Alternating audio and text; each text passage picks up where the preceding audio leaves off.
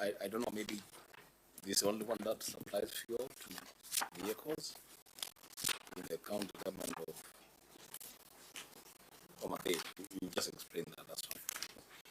Okay. It would be useful, even as you respond, to also take us through, just explain what Appendix 3A means, because I'm seeing some documents that are either ineligible or blank. But you can respond to the earlier questions raised by the senators. Thank you, Chair.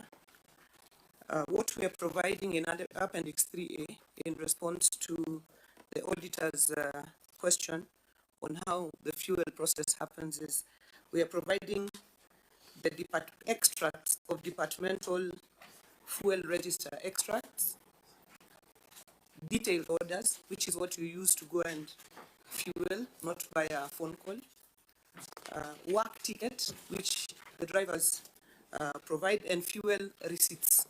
So what we have provided here is evidence that there is a process, and we provided them department by department. Not all of them, but extracts of them, that there is a process that each department has for purposes of acquiring fuel. On the issue of the invoices, yes, there is invoices from the Has Petroleum, there are invoices from Zamzam petrol station, there are invoices from Shell. These are the petrol stations that are predominantly in Homa Bay. So it is not a single, petrol station. CC Finance, if you have anything to add. Yeah, and as CC Finance responds, you probably want to even take us some days with regards to education, what you're trying to say, and how it confirms the process. CC. Thank you, Chair. Chair, with respect to education, on the first page, we have the voucher number, the account details, the item description, that is the product that we are consuming from the particular petrol station. Chair, it indicates the payee, which is the person giving us the product, and the payment date and amount. And that is the Department of Education. Chair, the second page, just under the Department of Education, we have a payment voucher, which has now been drawn in favor of Has Petroleum, who having given us a supply of fuel, oil, and lubricants.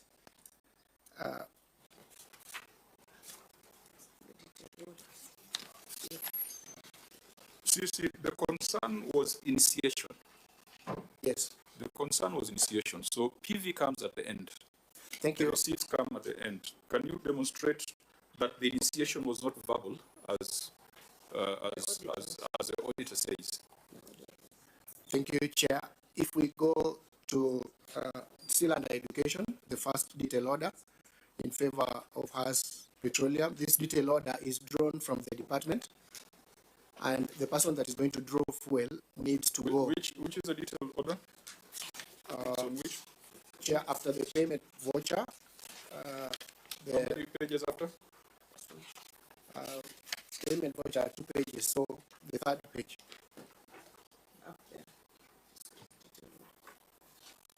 Okay, so you can explain that. So the document that authorizes one to draw fuel from the petrol station is a detail order. This detail order is developed from the department, and it's duly approved to enable one to go, to enable a driver to go draw fuel from the petrol station. Help me understand, CEC, because I can see that detail order you're speaking of. Is it the number 3117268? Yes, Senate. How do I know which vehicle is going to be fueled? Chair, the vehicle that is going to fuel from that document of first, the LPO number that is referenced, yes. 43 81 567, will be indicating, or when we go to that, we'll be indicating a particular vehicle, but also on the invoice, the vehicle that has fueled, the vehicle registration number is. We are at initiation. Yes, we are still We at just this. want to understand the process. Yeah. This detailed order, how do I know it is for 43 CG 036A? Chair, it is supposed to be on, it is on the detail order actually, but where the stamp is for the Department of Education, you can see a 43 somewhere. Unfortunately, it is not very clear, but that 43 is exposed with the invoice down here, 43 CG 036A. Yes. Is there any other detailed order which is clear so that we are not hypothesizing that it's supposed to be where the stamp is? In fact, you have put the stamp on all those invoices. You have put the stamp where we're supposed to see the vehicle number. Is it a coincidence? And even Chair, the way the payment voucher has been written, it's less because even on the words they have just written 200. You know, but the only in numbers they have written 200,000, but in writing is 200. We don't know whether it's 200,000 or 200 in payment. So even if you look at the payment voucher CC, and you are the ones who write, this is laziness. The one on after the third, after even the first one in your separate document. Okay. Is there any order that you can refer to that? Yes, Chair. Can you use this one to explain to me? 3311728. Which I think is the last detail order. Before Blue Economy. Before Blue Economy. So that we understand the process. So, thank you, Honorable Senator. Thank you, Chair. So 43 CG 253A is on the detail order. Detail order number 3117278. The vehicle is drawing diesel. The date that the vehicle has gone to draw. The name of the vendor. And the amount of fuel that is drawn in liters. After that detailed order, we have an invoice that the vendor gives, which will go to the file. What's the amount of the invoice? 70 liters. The Amount of money.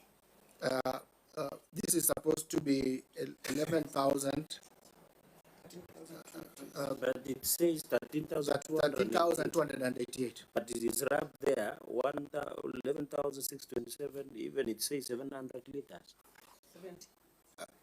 Sorry, Chair. From the invoice. Thank you, Chair, Honorable Senator. These things are handwritten. EC, can you breathe in and out so that you can answer properly? You are confusing us. Thank you, Honorable Senator. The 13,288 is the value of the fuel drawn for 70 liters at a cost of 166. CC, Chair, with your permission. Can I give you my copy? Because I think maybe you have a clearer copy for us to follow what you're saying. Because on the face of that invoice, and Governor, you can just look at it. There's a problem with that invoice. Where are you reading? Because mine actually, from where I see it says 700 liters. It has been, what is it called? Amended. The total amount there, I can't even make out what this figure is, Chair. The only figure that is clear here is 13,288 in the middle of the invoice. But at the bottom there it says total CC. Do you have a better copy than mine? Honorable Chair and Senator, we have, I think, the same copy, I believe. The fuel drawn from the detail order is 70 liters. This invoice could have not been 700 because from the detail order it is indicated 70 liters. So the service provider can only give us a Chair. maximum. So, Chair.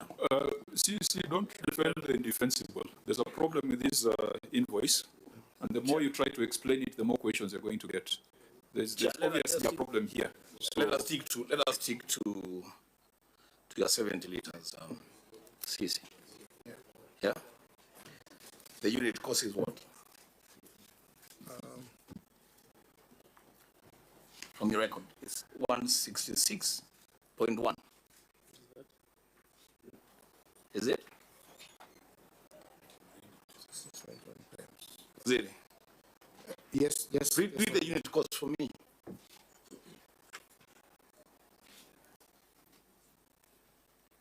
The unit cost is 166.1. Now multiply 166.1 by 70.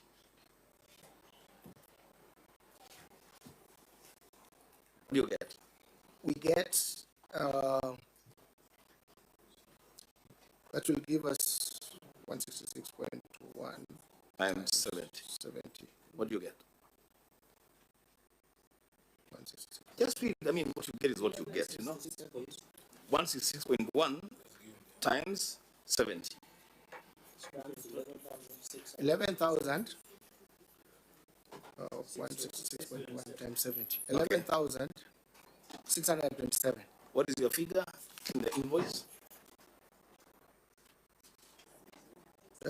13,288. What do you get the variance? Chair, what I can see from the face of this invoice, there is a rubbing there, so it's 11,627 on the end, but then 13,288 in the middle.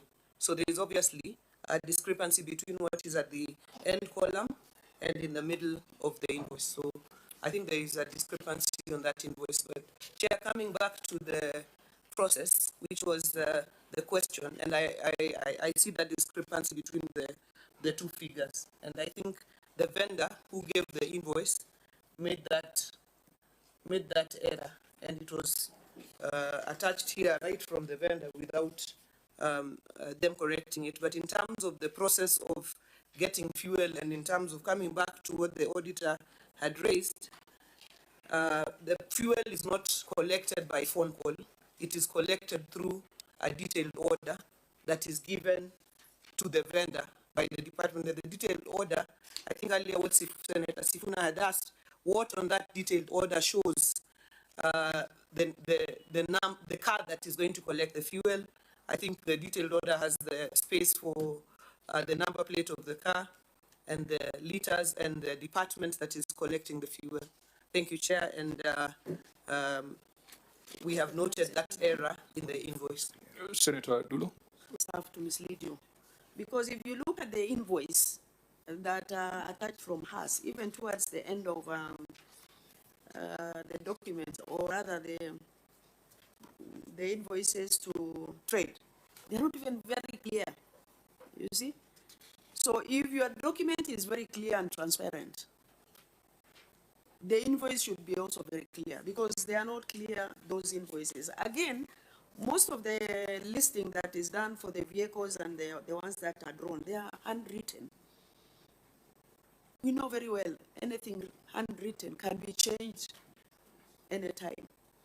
So I think you need to look into this and see how you can put proper control mechanisms in place that can assist you in drawing fuel, or also accounting for fuel consumption within the county. I thank you, Chair. Chair, for me, I think I still need to hear from the Auditor General, because you are the one who has raised this query. Where did you experience these orders that were being made verbally? Number two, Governor, this Appendix 3A is supposed to explain to us. For instance, I've seen what your team has tried to do, is that there is a detailed order that is supposed to correspond with an invoice. Yeah, but it is very, very confusing, Governor. This one should actually raise the alarm with you that your team is trying to be clever with us. And you see, we get very upset when we see that. If it is possible, CEC, I just want to demonstrate one final thing. That there is a detailed order number 3117283. I don't know if you can find it. And unfortunately, this time round, Governor, you did not paginate your document, so we have to find it slowly. 3117-283. Are we together? First of all, Governor, just look at that detail order. Just look at it the way it looks. First, you notice the famous stamp is not on this one. We were told a story of a stamp that was covering up the number of the vehicle. So, if you look at the quantity there, what figure is that? I can see the word petrol, CC. What is the figure on that detail order? The amount of fuel that is going to be sourced. Can you see it from your copy? That's a 5. Yeah. Well, I can't make it out on mine. What is the registration number of that vehicle? 43 CG 247A. Where is that 4 and 7 coming from? Because my copy doesn't have any of that. Thank you, Honorable Senator. I think you are reading the invoice. You're not reading the order. We have 43 CG 247, except at the time of probably making a copy for this file, the 7 is missing, but it seems cut. It's evidently that it is cut out of just a photocopy place error. My apologies. Okay, so whose signature is that? Because all the others have been seeing, at least there is a reason, there's somebody who's being quoted there, HB Education, something like that. Whose signature is there, that one on 3117-283? This is the signature of the person from the Department of Education authorized to draw, to approve fuel withdrawal. How many do you have in that department? How many people are authorized to do this document? I think we have a maximum of 2 because one can be out of office per department. So on this 311-7283, who is the person who signed? Can you tell? I would have to consult my colleague from the Department of Education. Finally, what is the date on that 311-7283? 22nd of May, 2025. Where is the 5? Again, it was left out. No, it's not left out, Senator, but I think it's just to do with the copies that were made, being that the detail order document, the color is yellow. When you make many copies, such as are bound to occur when you make many copies. Okay, we are taking a lot of time on this matter. It's 42 million out of almost 13 billion expenditure for this year. And when you look at the time, because Governor, what was the reason for attaching the internal memo and the letter by the CC dated 2nd of February 2026? The reason why you're having a problem with the senators is your response to indicate that everything is okay. And they are struggling to show you where the gaps are. And I can see your officers did a memo recommending or saying that administrative action shall be taken and reminding all officers of the procedures. If you would have confirmed that would have been good enough, then you're going to get a lot of queries on the substance before us. So, if it's a perfect exercise, then I'll allow my senators to ask questions. But if it's work in progress and that is your submission, then we can keep some things in view. But let me hear from Senator Cherargei first. No, Chair, looking at even Blue Economy, the entire invoices that has been provided by one of the petrol stations, I think, is not readable. So, and then looking at the discrepancy, Governor, of this amount, it might look small. But how many Kenyans can get 2,000 per day? So it is, Chair, it looks like this thing was manufactured, unless proven otherwise. And in fact, I don't know who is Robert Nyasuna for the county. And Governor, they must also, Governor, maybe you would consider striking out these invoices which are not readable until you get, so that it can form basis of answering this question. Okay, members, to ensure that we are not bogged down as in an audit, because the facts as presented indicate there's a problem, Yeah, finally, unless the governor disputes. just finally for me, I am not convinced when the CEC says there is only 2 people designated. Because just from the sample of those same documents, if we just look at the signatures from 311, 72, 83 to 82 to 78, those are at least 3 distinct signatures, CEC. So my expectation, Governor, would be to see a document of designation saying in this department, Sifuna is authorized to issue these detailed orders so that we can be able to compare. From my reading here, there is more than one person signing these documents. It's creating a problem here. Okay, Governor? Chairman, I wanted to concur with you that the reason why we appended the memos and the administrative action is because of continuous improvement of the process, including the testing of the card system or any other system that can do. What we wanted to demonstrate by these documents was that there is a process that is not necessarily verbal. There is a detailed order and an invoicing process. It is not a perfect process. It is a work in progress, and that is why the CEC has written a memo reminding the officers that they must adhere to the strict process in the management of fuel. So members, this is a matter that, because the in-year audit, I think, is beginning, Auditor General, you must also be more rigorous, because you had advised us earlier that the matter is resolved, but upon testing, you find that there are variances. This is a matter that you must remain open, and you must adequately look at in the next cycle of audits. Senator Muruma. Chair, maybe because the audit has marked it as addressed, and we need to agree with him to resolve it because of the part of justification why the documents are not given during the time of audit.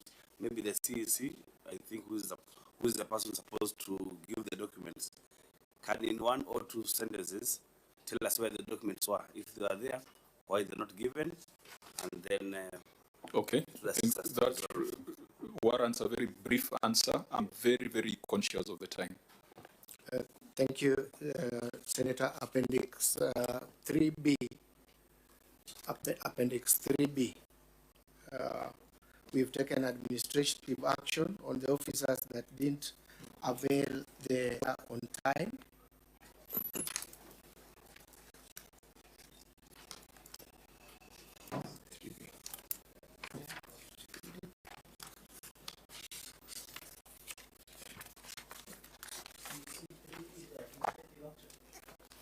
Yeah. Yes, 3B, administrative action.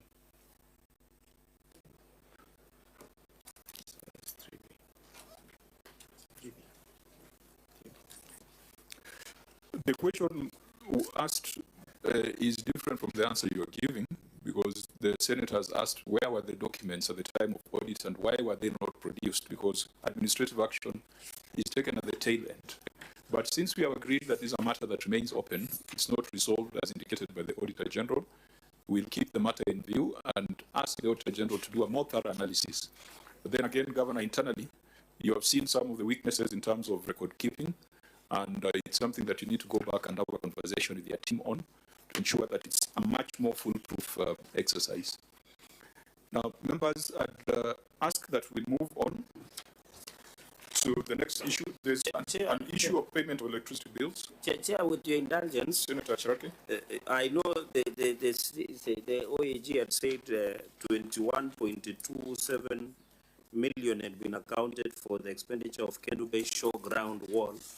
But looking at the management response, the governor says that she can only account for 10.4 million.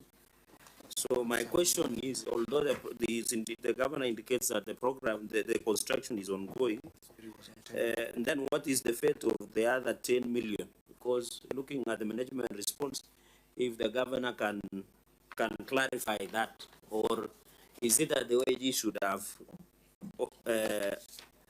clarified on 10.4 million instead of 21.2 million in the payment of Kendo Bay Showground 1. Okay, this is straightforward. Governor, the amount queried was 21 million. In your response, you have talked of 10.4 million. What happens to the remaining 11 million? Thank you, Chairman. Chairman, the contract sum was 21,217,151.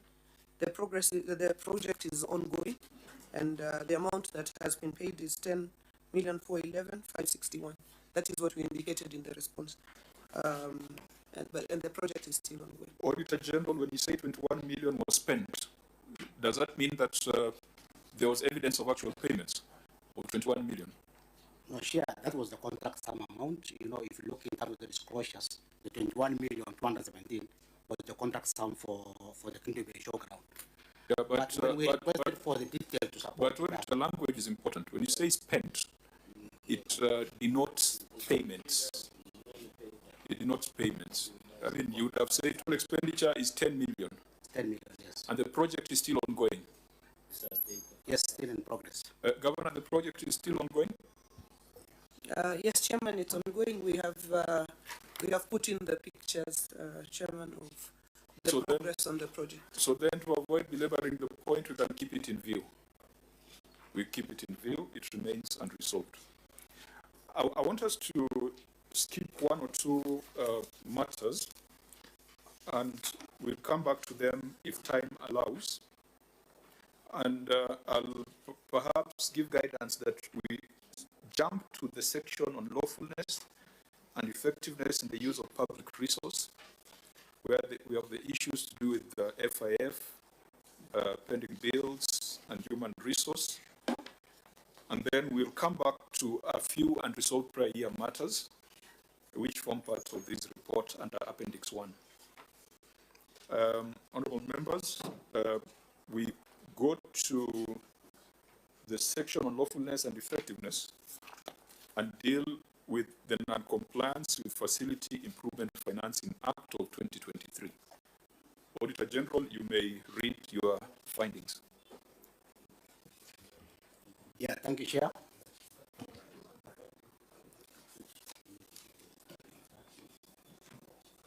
Proceed.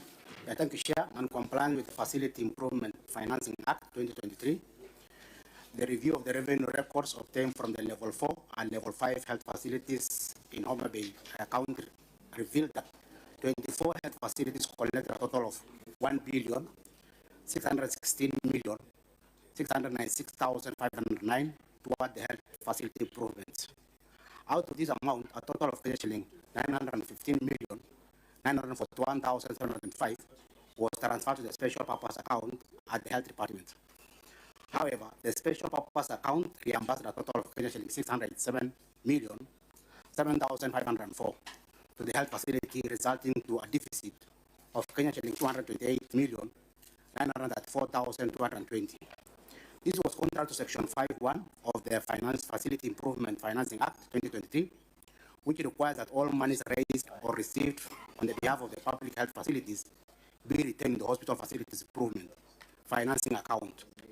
In addition, failure to reimburse the total amount transferred by the facility negatively impacted on the service delivery by the health facilities. In the circumstances, the management of the county executive was in breach of the law. Thank you, Chair. Governor, you may respond. Chair, just on a point of order, if you allow, I have seen the pictures of Kendo Bay Showground. The wall looks complete except the gates, but looking at the amount that is being used for walling vis-a-vis the land, it doesn't tally, because if I look at the land, it might come to around 3 to 5 million. Why would you use, and it looks desolate, why would you use that amount? Let's do this. Let's deal with this FIF, and then the Governor responds, then we can come back to the showground. Okay. Yeah. Governor, you may proceed.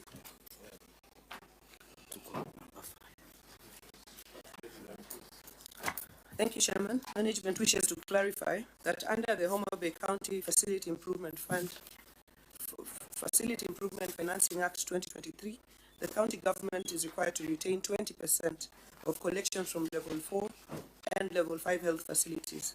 Consequently, out of the 915,941,725 collected and transferred to the FIF special account by the hospitals, 183,188,345 was lawfully retained and utilized within the healthcare sector to fund the following programs: supervision of public health facilities, supporting level 2 and level 3 hospitals, and supply of commodities to hospitals, while the balance of 687,007,504 was reimbursed to the facilities during the financial year. As at June 2025, 45,745,875 remained unreimbursed and formed part of the cash and cash equivalents balance of 76,144,115 disclosed in the special purpose account bank statement.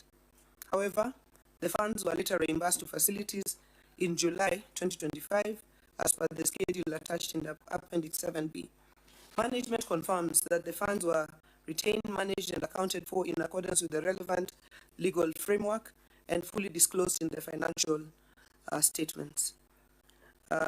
We have Appendices 7A, extract copy of the County FIF Act of 2023, 7B, Special Purpose Account Bank Certificate as at 30th June 2025, and disbursement schedules. 7C, extract of bank statements showing reimbursement of 45,745,875. And 7D, Chair, is Homa Bay County Amendment Bill 2026, which is the proposed bill so that the county bill conforms with the national FIF bill. Auditor General, you cited violation of the law. What is the position? Yeah, thank you, Chair.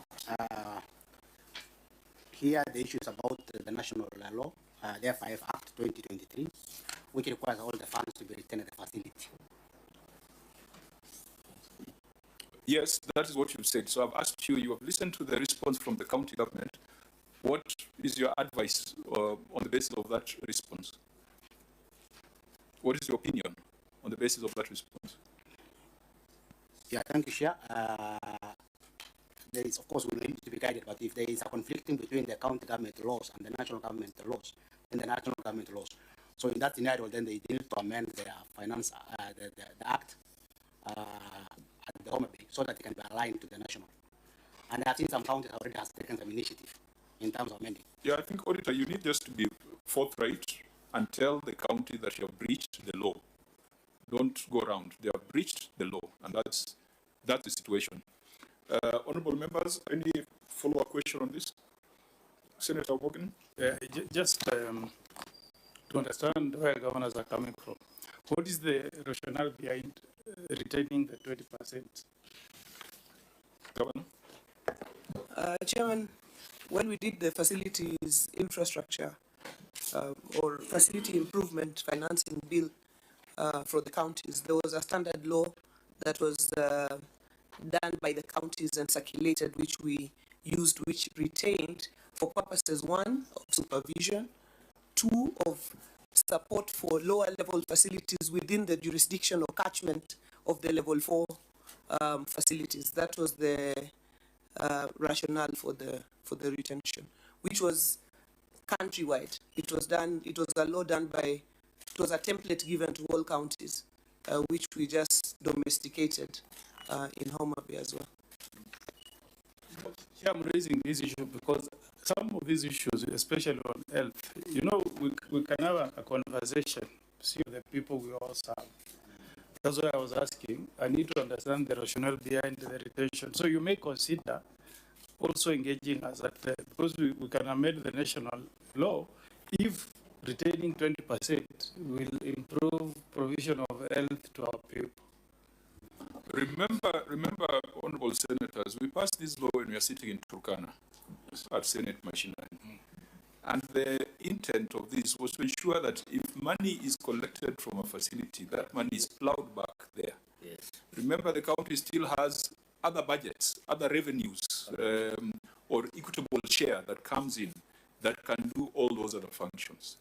But in the hierarchy of laws, national law is superior to county law. And I think if there is need to have that conversation, I think these are the things that the Senate can be engaged in. But to be sure, Chair, that there is mitigation, how are you handling FIF in this financial year, 25-26? Chair, in addition, so that Governor, I'm at note number 14A on detailed analysis of cash and cash equivalents. I'm looking at the different bank accounts that has been opened for various facilities. That's page 28, 29 on the certificate. Which are these special purpose accounts, Governor, if you can point out. Number one, on your note 14 of financial statement is addition. And finally, before you open a special purpose account, your CCM finance tells you there is a process. So where was the justification to open special purpose account so that you can retain that? And maybe I have a different view of what my brother, Senior Counsel Senator Wanga said. I thought the reason we wanted money to be plowed back is for efficiency of service delivery at the facility. So if counties go back and take again, and you know the major complaint was that you are taking money to county treasury, which is by the time we do requisition to get fuel for ambulance or drugs, Kenyans might have died. So what was the rationale? And I'll be hesitant that we don't amend that law because it's about health. I thought so that you can get money to fuel and get it is an emergency service. Sure. So I really want to understand where the governor is coming from, because the wisdom of FIF is to have resources flowed back to improve efficiency and service delivery at the lowest level of the health at that lowest level. So, Chair, those will be my 3-4 okay, questions. Chair. Let's allow Senator Lenegwe to go on record, and then Senator Wambua. Thank you, Chair. My name is Lelego Tubesi, Senator for Samburu, member of this committee. You're welcome, Senator. Senator Wambua. Oh, sorry, Senator Gatai. Chair, my name is Senator Mwenta Gataya Draganidi, member of this committee. You're welcome. Senator Wambua. Thank you, Chair. I'm happy you are saying, and my colleagues are saying, between the county governors and the Senate. And I want to go back to that. It has been breached as is. The question that I ask myself, and the governors are the ones who are implementing these things. They are the ones who are on the ground doing these things. If there are difficulties, because I'm seeing a lot of these breaches in FIF, there's a lot of breaches in the wage bills, on painting bills, in almost every county. And the question that I ask myself, Chair, is what is the difficulty in the Council of Governors initiating a conversation with the Senate on the amendment of the laws? I don't take the position that Senator Cheragay is taking, that we don't touch the law. I mean, laws are there to be amended if there's need to do that. What is the difficulty in the COG, especially on health matters, on FIF, engaging the Senate and saying, perhaps we have this difficulty in the FIF, why can't we amend the law to suit counties across the board? Chair, that would be my comment on the FIF. Governor? Chair, on Senator Wambua's point, I think the reason that the national law appears to be breached is because of the conflict between the national law and the county law and the laws that were already legislated by counties. And this was, as I mentioned earlier, a standard law that all counties legislated. And no sooner had we finished legislating, there was a new process. And when we input into the new process, some of these views were not were not accommodated, and the national law was then passed.